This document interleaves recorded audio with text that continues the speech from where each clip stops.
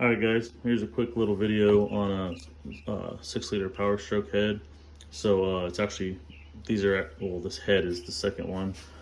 But it's actually for my personal truck. I started lifting the head gasket after, having multiple sets of 155s, 175s, 190s, stage 2 and stage 3 turbos on a non-studded truck. It's not bad, you can still drive it. 6-liter gets a really bad rap. But I mean, as long as I keep it under 25 pounds, it doesn't seem to have any issues. So after beating on it at a track day during cool April nights, it started kind of lifting one of the heads. So I'm getting ready to start hot shotting. So I got about 12,000 miles coming up this month.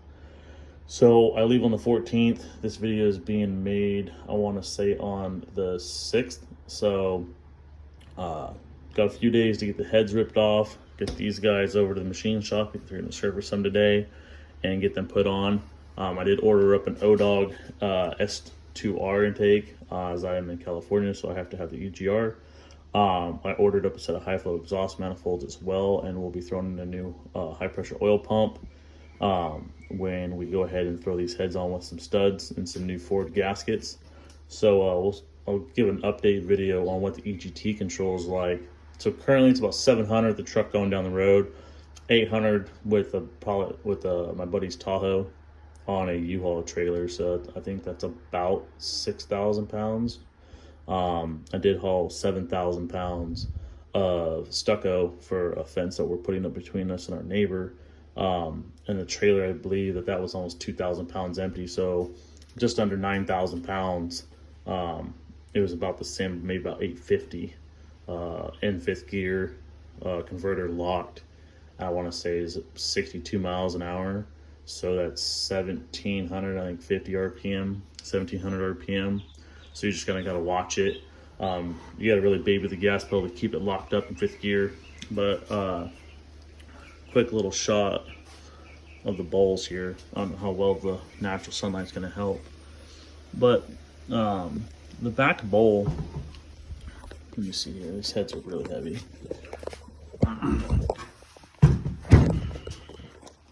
So the bowls here, literally just kind of use the bit to guide it. So there's not really a whole lot that you can really work. It's not like a gas head. The seat, not the seat, but the bowl right before the seat does overhang a lot. So that needs to be cleaned up really good.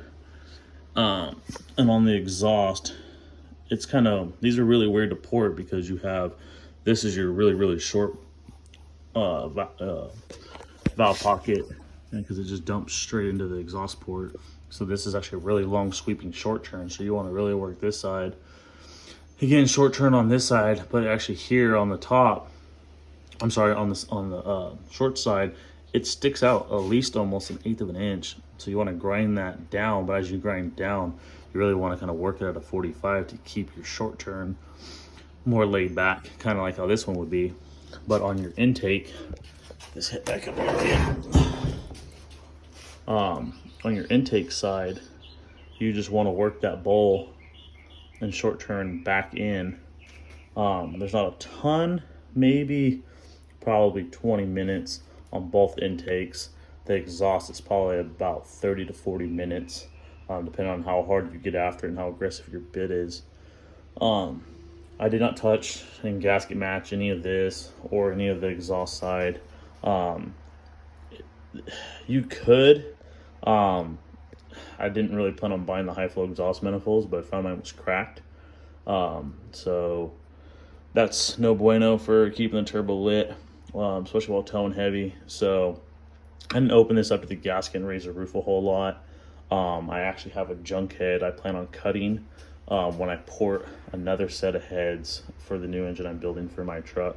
It's just easier to have another set all cleaned up, ready to go, and I figured, why the hell not spend 2 or 3 hours getting a pair of heads cleaned up to see how much it drops the EGTs. Unfortunately, I might not throw the ODOG on and the exhaust. Well, I have to throw the exhaust manifolds on, but I might not throw the ODOG on just yet. The truck does have a Banks intercooler with a 3.5-inch intercooler piping and a 5-inch exhaust.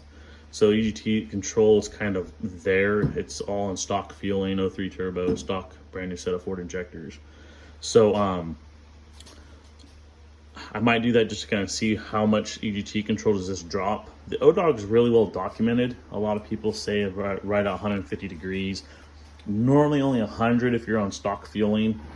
There's just not really much you can do. They're not really that out of control. I mean, I could almost darn near flat foot the truck, towing that 9,000 pounds. Again, I was just driving it, so I didn't lift the heads any worse as I had to use it. As long as I could keep it under 25 pounds of boost, you could really rip it. And I think I'd maybe peak 1100 degrees. You know, I also have gearheads tuning, so you know it also comes into play. Do not use the SET stock files unless you're kind of just playing around town. Is what I have found. They really don't drive very well.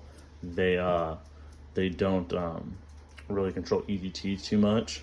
When I was at the track, I actually tried their performance tune, and with my Atlas 40 Ficum tune, I think the best was a 14.6 with a 1960 foot, and then I got down to a 18260 foot with the SRL. As again, my truck's not studded, so I don't have the SRL plus tune. So I was able to best the truck down to a low 14.3, I think 2 or 1. I got 90 mile an hour on the truck with the SET performance tune, and I was able to get 90, almost 5 miles an hour out of the the SRL tune on that 14.3 one pass. And again, I dropped a 10th in the 60 foot. Always a 20-pound four-wheel drive launch, obviously four-wheel drive, high gear all the way down the track. So after I get done doing all this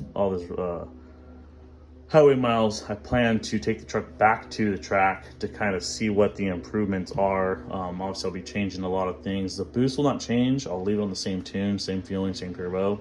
So we'll see what the heads, the ODOG, and the new high-pressure oil pump and not pushing all the boost into the coolant system picks up. Well, guys, take care, and probably going to be a while before I post another video.